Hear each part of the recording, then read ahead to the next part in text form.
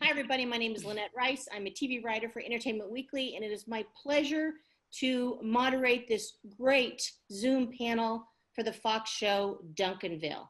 Let me introduce the stars, everyone. First off, the co-creators and exec producers, Mike and Julie Scully. Hi, y'all. Hey. Co-creator, executive producer, the voices of Annie and Duncan, Amy Poehler.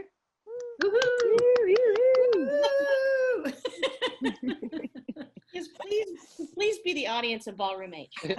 The voice of Jack, Ty Burrell.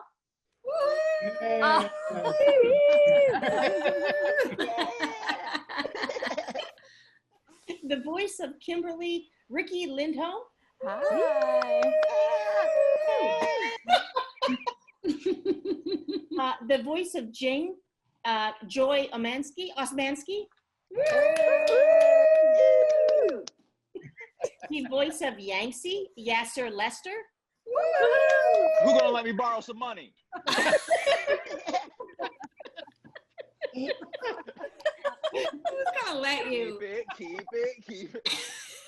I'm gonna let you. The voice of Betsy Sodaro. Hey. The voice of Mia, Rashida Jones. RJ. And the voice of Mr. Mitch, Mr. Wiz Khalifa. Yeah! Yay! We're going to show a couple of clips from an upcoming episode called Annie Oki. And in this episode, Annie battles the city mayor, who is played by a reoccurring guest star, Kathy Najimy. And she is battling for the town's prestigious Oki Award. When she refuses to remove the parking boot from the mayor's SUV, the rest of the family grapples with the fallout from Annie's struggle. Take a look. Come on, one more, you can do it. Jack, it's Rocktober. Meet me in the living room. Ready! Kimberly, it's the day you get your braces off. Meet me in the living room. Ready? Jing, it's Christmas. About time. Duncan, Thor is in the living room and he wants to arm wrestle you. Finally, Duncan, assemble. Santa! Thor, show yourself. To Dr. Weinstein's! Rock and roll! Oh, okay, I lied to you. But this is even better than all those things. Oakdale Public Access presents the nominees for Civil Servant of the Year, hosted by the great and powerful Mayor Jen. Thank you. It's Okie Nomination Day! I'm telling Santa on you. Sorry, but I wanted to share the moment with my family in case I was nominated. Honey, we do this every year, and you're always disappointed. And the nominees are Jerry, the Dancing Crossing Guard. Small Talk Stacy from the DMV. Hot enough for you? Andre, the artistic crime scene photographer. Yes. Leslie, the annoyingly upbeat woman from the Parks Department. We're gonna fill that pit. Boo. And Annie Harris, that crazed parking lady. Okay! Tell your friends, neighbors, coworkers, lodge presidents, sous chefs, senseis. Cover the entire dojo district. Go, go, go, go! My grandma's always trying to get me to be politically active. She thinks Bernie Sanders is a fox. Hey, vote for his mom, dude!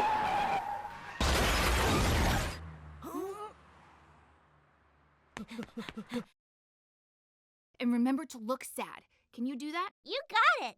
Dead Elmo, dead Elmo. Okay, ready. Help, help! I'm a lost child. I'll help you, little girl. Vote for my mom, Annie Harris. Ugh, are you writing a screenplay in Word? What? It's a free program. Thank you for coming in, Mr. Harris. I'm worried that Duncan's falling behind in his work. Of course, but you know who never falls behind in her work? My wife, Annie Harris. Okay, but seriously, Duncan's struggling with basic vocab. You mean words like dignity, trust, parking? All words that describe my wife, Annie Harris. Vote for my wife, Annie Harris. Buffalo gals, won't you come out tonight and dance by the light of the moon? You're right, Bex. That was fun. I'm telling you, my grandma knows some trippy songs. Y'all remember when we used to drink beer? Hey, Duncan's friends. Don't mind us. We just live here now. Gophers took our house. Cool digs, Daddy-O. What a great place to get away from whatever might be annoying you. Hey, Mia. Duncan's still crushing on you? I don't think so. Oh, yes, he is. Aren't you, Duncan? Shut up! Mr. and Mrs. Harris, welcome. Me crib as Sue crib. Now, you know the rule about parents, man. Even if one of us dies in here, they cannot come in. Oh, don't think of us as parents. Think of us as Air Banubba guests. Airbnb, you're so embarrassing. I am not. She's just cranky because she's been wearing the same underwear for 5 days. Thank you so much. So this show just started in February. This is a kind of a question for you, everybody. After the shutdown hit, COVID became the thing. Were you a little worried about the show getting an audience, or did you immediately thought, oh yes, we'll have a wrapped audience?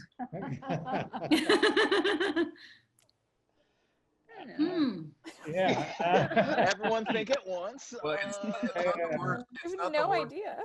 News to get that the only thing that can be produced in COVID is basically animation. So you know, that's not the worst news to get. Yeah. I mean, you know, you don't want to respond to a pandemic with, how does that affect our cartoon? Well, it's also one of those things that I feel like when you do something new, like you have like friends or family text you like congratulations, but all of mine, once the pandemic hit, everyone was like, oh, I finally watched, and I was like, oh, but you sent me a message when it started. I assumed that's, and they're like, nah, I just watched all of them, it's good. And I was like, all right, thank you. So I'm glad people are watching. Yeah. It has been nice, like, not, you know, after it airs, it also streams on Hulu, and it has been really nice that people have been able to watch the whole season at once over and over again. I know that's happening a lot in our house. Like, you know, they watch it and then they watch the other stuff that they want to watch, and then they run out of that stuff and they come back and watch it again, which is great. Yeah. So Mike and Julie, all the episodes were in the can when the show started in February, correct? No. Oh, dear God, no. So no, we're doing it right up to the, you know, each time, like when it airs, we're still mixing it. Like almost weeks before. About, yeah, just a week or two before it airs, we're still doing sound mixing and editing. And it takes a year per episode. Yeah. To get through it, yeah. So you're Here's always. my Wait, is home that real? equipment. This is my home equipment that they sent me. I see. Oh yeah. Yeah. Oh, wow. Yeah. I recorded my closet at home. Yep. That's for recording the actors at home. That was from the COVID, we started doing ADR recording pickup lines from everyone's homes. So they've all become audio engineers. Not me. They sent me one of those karaoke mics that plays a song from a little speaker on top of it. So just to make you feel like you were part of the show. Yeah, it's gold. It's gold and it's nice. Yeah, and even though it's animated and everything, I still need to put it up on its feet. So I hit the clubs. No one's there, but I usually do all my stuff in a club before I lay it down, because I just still need to know how it feels. Work it out. Yeah, and by yeah, club you mean like the middle of the freeway. Yeah, just stand right in the middle of the thing and try to get people to stop. Was it a relatively easy transition moving everybody to home to do the recordings? Oh God, yeah. We know what's happening in everybody's location. Like Yassir had heavy construction going on. Somebody had a Building big that second pool. Oh, this is terrible. Go ahead. Sorry. Second pool? Yeah. I swim in one and then I wash myself off in the So are you breaking stories right now for season 2? Have you begun? Yeah. Yes, yeah. The writer's room started about 3 weeks ago. So we're just starting to write some scripts now. And we'll start record. We have our first table read in a couple Next week. Next week. Yeah. Next week, yeah. That's right here. Oh yeah, we just sent our first script today. So Amy, what was that like getting back to work? And more importantly, did you have like an existential discussion of like, can we be funny right now? Do we feel funny? Well, yeah, it was really nice to have, like Ty said, I'm really grateful for the fact that the show, we had so much of the show done. We had established our characters. We had done so much recording by the time, this pandemic hit, because it would be hard to be at the bottom of Show Mountain right now, for sure. Yeah. But I think, and I know that we were all really happy that we can continue to do more like this, like even the fact that Comic-Con's happening in this way is really awesome. It's the only way I've only wanted to attend Comic-Con was this way. So this is my first Comic-Con, and I love the lack of other people around and stuff. It's really great. And from the waist down, I am wearing a full Captain Kirk. I don't want to show anybody. So just leggings, just tights. Yeah, that's my kink, is I don't show anybody. I like that you're so anti-nerd. It took you that long to I get. know. That's what I was laughing about. You went all the way to Kirk. I couldn't think. No way! I just thought of Kirk. Well, first of all, because I'm 100 years old, but also, did you guys just see in the news? And I'm sorry, Lynette, to go off topic here. Did you guys just see that they took all of the Star Trek characters and made them women? No. They took their faces and turned them into women, and I think Kirk she's cute. Beautiful. That's why he was on my mind. I can't believe this Kirk is your was on my mind. Comic-Con. Can we get a raise of hands? Is this a first for anybody else? Has everyone else been down there? Rashida, New really? York Comic-Con. I've been to. Which is a little different experience, although Yeah. it's way bigger. Everybody else has been down there? Mm-hmm. Wow. I go every year, I think. Oh, nice. Really, Yeah. Ricky? Mm-hmm. Yeah, Garfunkel and Oates plays there every year. So That's how our- is that this is our- Comic-Con? How is this Comic-Con different than other Comic-Con? Because I'm in my closet. Oh, right. But no, those are our people. That's our target audience. We always go. Well, it's the best shows we have all year. Since folks didn't get a Zoom call before you started, can we go back to when the show was just an idea? Amy, how did you hook up with the Scullys, and where did this idea come from? Well, the Scullys and I had been living on a commune for a few years in Malibu before we did the show. And, we were, I was one of Mike's many wives at the time. Mike and I met on Parks and Rec many, many years ago when he was writing on it. And then I met Julie soon after, and we were always looking to work together on stuff. And it was like they said, it takes so long in animation really to get stuff done that this has been an idea and a project we've been working on for many, many years together. And it's been such a joy, Osmanski, to work on it all the time. That was a long time to wait, but you waited for that one. It meant all the more because there was that huge 2 years gap until that was really sweet. Thank you. Where did the family idea come from? From the Scullys or from the mind of Amy? No, not from me. It was a joint. Yeah, we were kicking things around for a while, and we kind of fell into the idea of a teenage boy first. We just started talking about that, and then we started building out from there. And Amy wanted to play Duncan, the 15-year-old boy, but also his mother, and so it felt like it would be a fun dynamic between the two of them. So she injects a lot of her mom into Annie. So there's certain expressions that have come into the show. Yeah, Lucky Duck, as my mom likes to call people Lucky Ducks. So I talk about that a lot.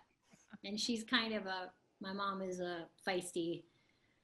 She was a public school teacher for a long time, so she was really used to kind of yelling at kids in a fun way, in a really fun way. But they definitely had to be working class, correct? Does that work best for animated shows, working class? I think it works best on Fox, families, and we just tried to do a different spin on it and having women have more of a say, not like Marge was kind of the woman who vacuums and pearls, and we wanted a woman that had a job, and also we wanted to do teenagers. Yeah, the teenage thing was kind of a fun way in for us, and that you get to be like 15 years old is that age where you have your learner's permit, so you can drive, but you got to have your parents with, like that kind of like cusp of adulthood where you can taste it. and then being able to add some great, friend characters, with Yassir and Rashida and Betsy. And so we just started building, but we kind of built out from the family, like all the Fox shows do. Ty, did you have a very specific idea of the kind of role you wanted after Modern Family? I mean, why did you pick this? I wanted to play a dad, and Mike and Julie. No, I'm just kidding. Actually, I really didn't. When I talked to these guys about it, I was actually just thrilled. I am a dad, and I was thrilled to find a dad who was a little, more all over the map emotionally, like I probably am in real life. Character I played before. It's just really fun to play the sort of swinging pendulum that is Jack. Yeah, so I mean, I wasn't actually seeking it out, but I'm just thrilled that it happened. It's been such a blast.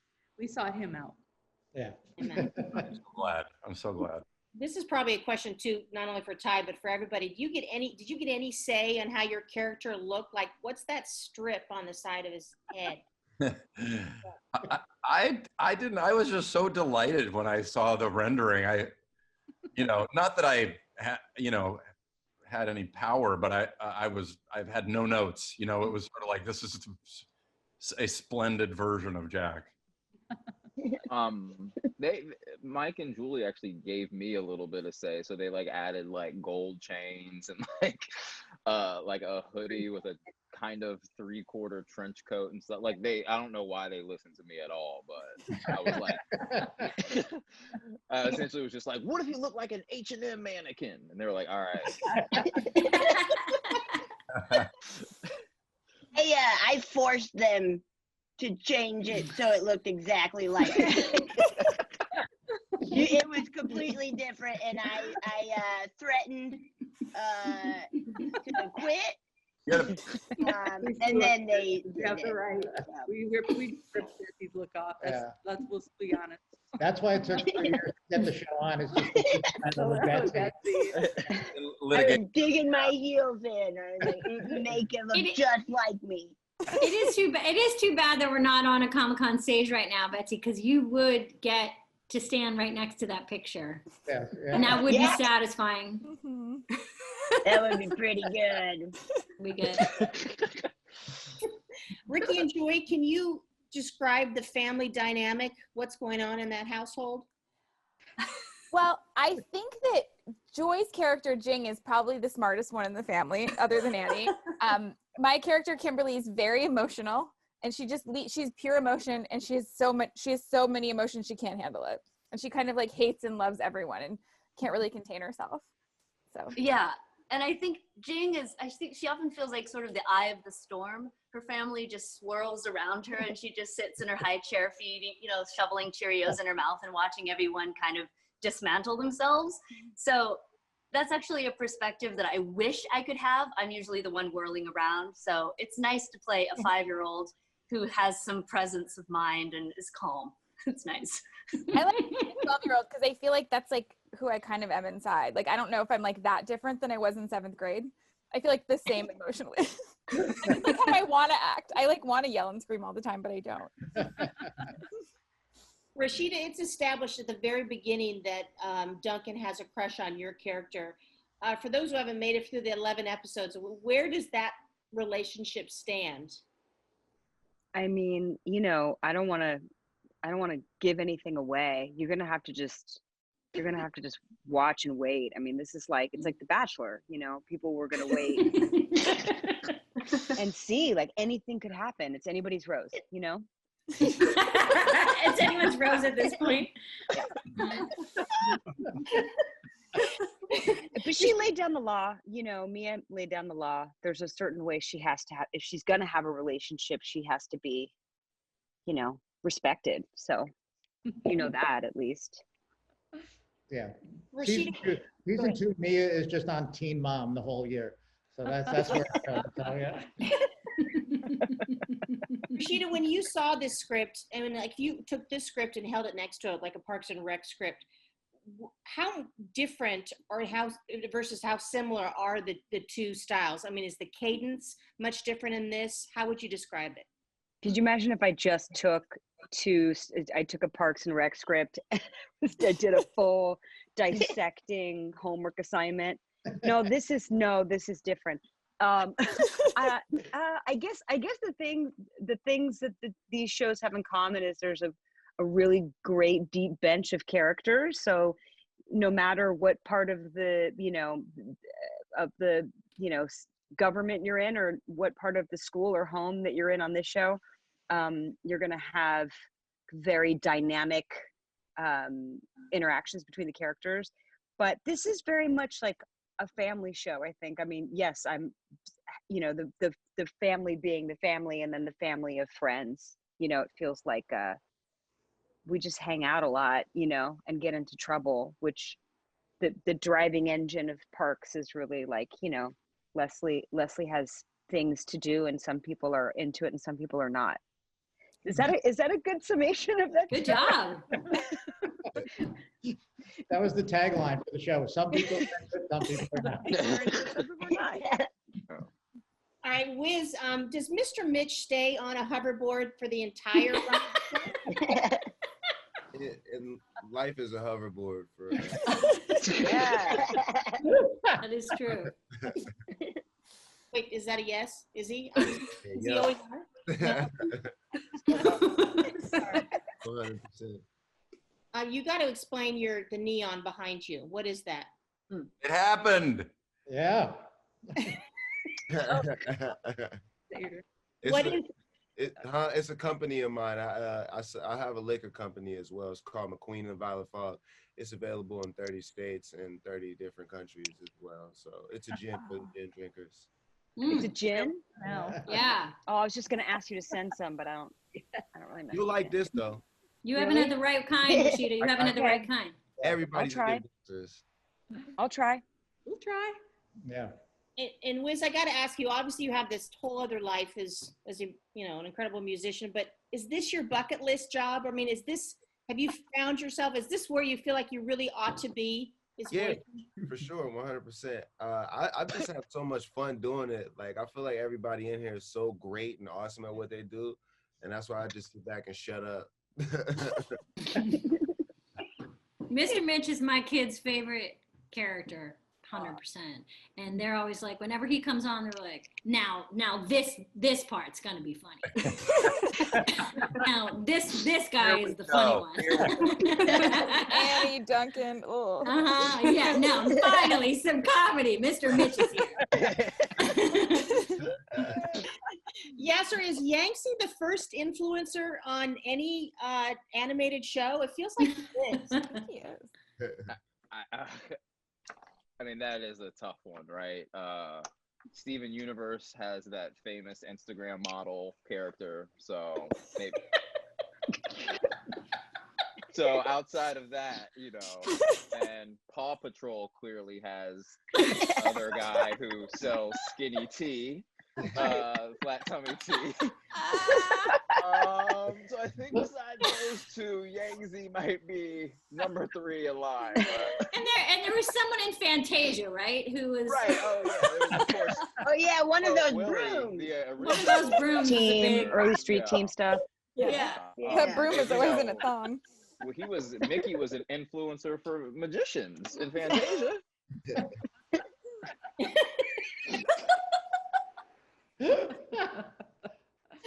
Betsy, what's up with Bex? So let's talk about Bex. What does Bex mean to this circle of friends? What does she fulfill? She, I feel Bex is unbelievably loyal, a lot of times to a fault, where she will fight for her friends even before she knows what the issue is. She's like ready to set something on fire if anybody's kind of bummed. And so she really jumps to conclusions and then has to really backtrack. And she almost got burned alive for being a witch. So she's kind of that loyal, just like, okay, I'll do anything you say, and also we're never gonna die. That kind of vibe of a friend. Yeah, and always down to just kind of party, man. All right, so in the first episode alone, there was talk of a boner, one testicle, grandma's waddle, which I have a question, and edibles. So is this a family show? What does this want to be? What is this? Because kids end up watching these shows. What do you want? What do you want from it, Amy? Well, I'll tell you that what's fun about Fox is every once in a while you can push it, and they're really great about kind of encouraging that sometimes and supporting that, just crossing the line a little bit. And that is, if you use it sparingly, I think it can be really effective, because kids, we wanted to make a show, and I feel like we successfully made a show that we wanted, whole families to be able to watch. And yes, parents can watch it, but like the kids have to like it or else it's lame. Yeah. Also, kids talk like that. And so it's fun every once in a while just to play around with, a lot of us have a lot of experience on network TV, and what can be fun about network TV is that you do have boundaries that you can lean against and push against and play with. And then what's also fun is we're in a streaming world where the show feels like it works on streaming too. It just doesn't feel like it's been transplanted over there. So, I think that there's, I think what's great is it is a network show. So you're not gonna see something that like you're gonna have to prepare your kids for, that their teachers haven't already told them in 5th and 6th grade. But also we'd like, it's fun to play around with that. I mean, I think. So I forget the question. It was like, how many boners next season? Is that the question? One whole anatomy. We have one boner, one testicle, a waddle. That's right. Go around the world. Yeah. I didn't follow that, by the way. Does Ty's character, do we go back to his one testicle, or was that just a throwaway line? Or does he legit have one testicle? That's a really good question. I mean, and I asked the Scullys, sorry, Ty, of course you thought about this. It's anybody's rose.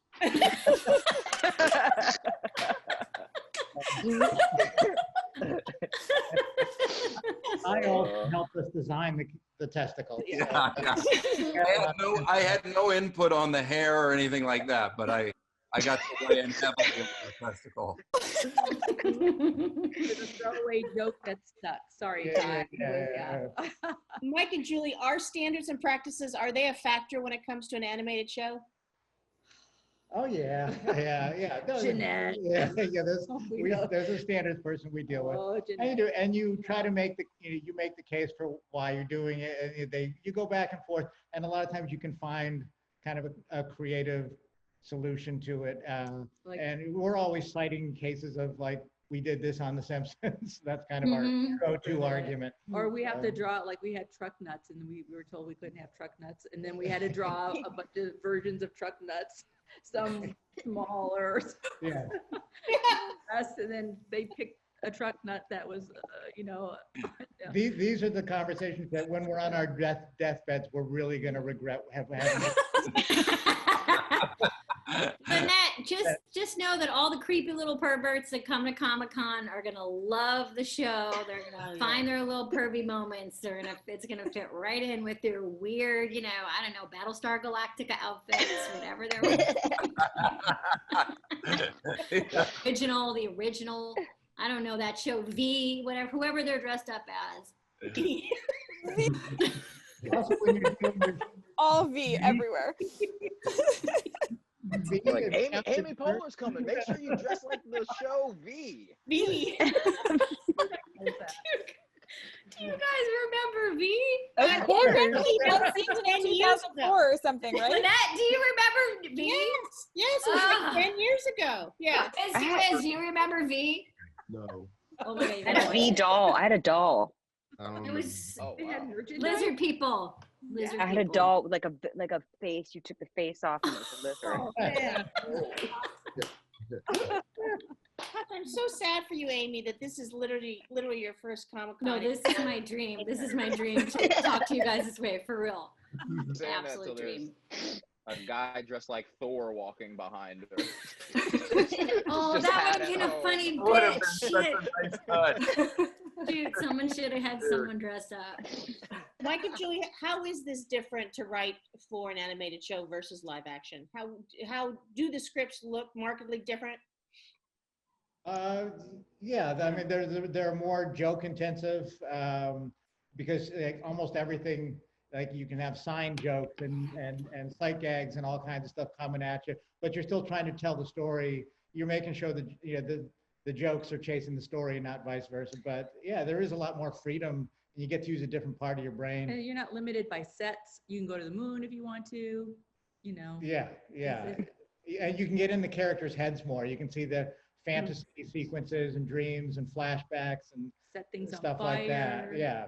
And like, Annie shaking Duncan violently, which, and if that was a live action show, that might look kind of horrifying, but in cartoons, it's more fun, and you can set people on fire and then they're fine the next scene. Is this a first time for animation for any of you actors? Have you done animated shows before? Anybody else? No, this is my first time. I did like small roles, but this is my first time being like this deep in it for sure. Did you maybe I'm just projecting what it would be like for me, but did you wonder did you ask, like, do I have to change my voice because I'm doing this? I mean, did you have those kind of conversations? I definitely thought about it, especially when I was first, going for the part. But then I kind of just thought about what the character really meant, and I felt like my voice was that already. And if they wanted me to change it, they would ask me to. So I just felt like I would just deliver what I thought was cool and then just go off of, the feedback. But when they gave me the feedback, they loved my voice, how it was. And that's kind of what I built the character around. I will say, when I did it, they asked me to sound like Wiz Khalifa. When I read for mine, they were like, "Hey, buddy, you kind of sound like a dork." Like, what I love about Mr. Mitch too is he's cool, but he's vulnerable. Yeah, he's vulnerable, so he does want to people to listen to his mixtape, and he does care about feelings, and so he's sensitive. He's sensitive, even though he's very cool. He definitely cares. He cares what the parents think. And he definitely want to stay cool to the kids. So he's in that weird parallel, it's trippy. It's kind of like where I'm at right now with my son. My kid had a TA this year, Mr. Granger, who was amazing. It was really cool. Just like Mr. Mitch, he could do a backflip, which everyone was like, what? He would always do a standing backflip, which we should put in season 2, that Mr. Mitch is just really good at backflips. And for their final Zoom day, he sang Lean on Me. He sang it for the class. And I was like, what? This guy. Yes. This guy was amazing. Shout out to Mr. Granger. Joy, how about you? How was it finding that little one's voice? Do you work with somebody on that? How did it go? Yeah, I worked with my two children. I have a 3-year-old and a 4-year-old, so I'm in stereo with that voice. And it actually feels like a massive cheat, because people have asked me that before. I'm like, oh, I just steal constantly from my kids. Really, I just pay attention sometimes to them. How are you doing, Joy, with the 3 and a 4-year-old? Oh my God. It's fine. It's great. I'm not a teacher. I don't know why they wanted us to do that. Their Zoom preschools were much like this, actually. They sat a little more still than we did, frankly. But I'm okay. Thank you for asking. I just have a question for you. Do you want to play? Do you want to play? Do you want to play? Do you want to play? Do you want to play? Do you want to play? Mom, do you want to play? Do you want to play? Can you play with me? Mom, can you play with me? Can you play with me?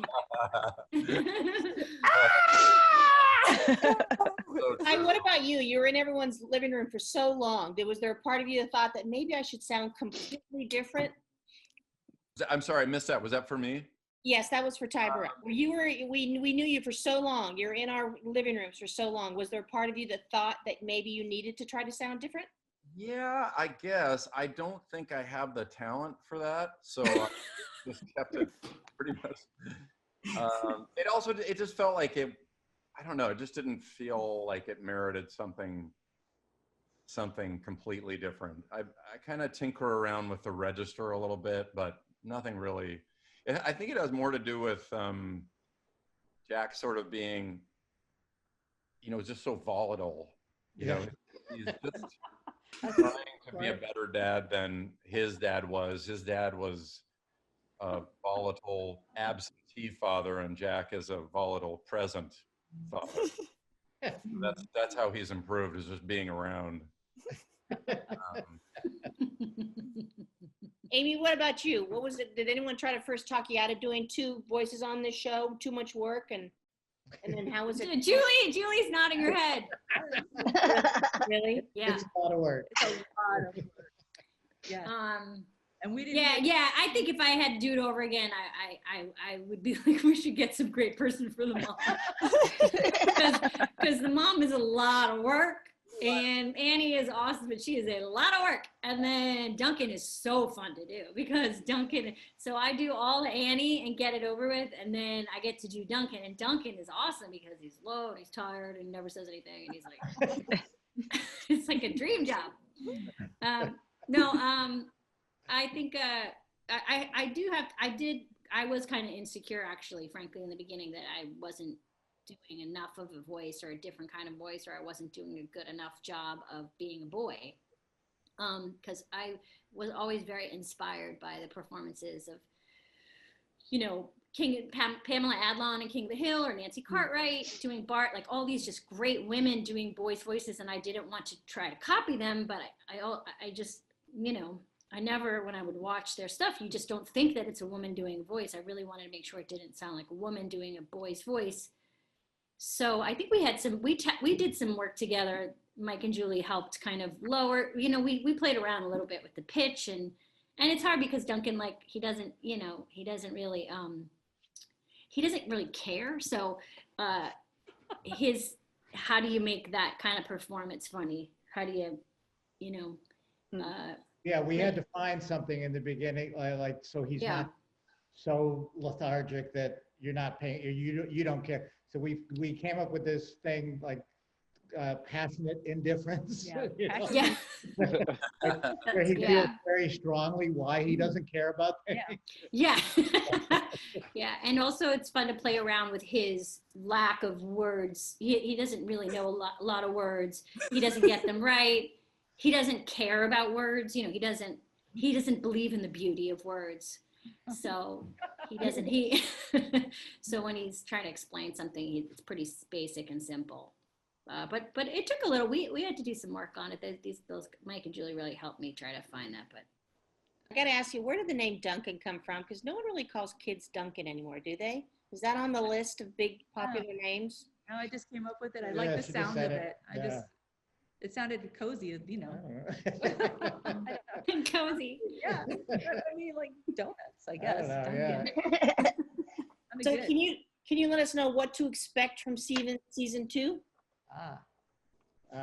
Season 2, we're working on just a few stories right now. I think the first one's going to be like a summer vacation kind of episode where the whole family, Duncan for the first time doesn't have to go to summer school.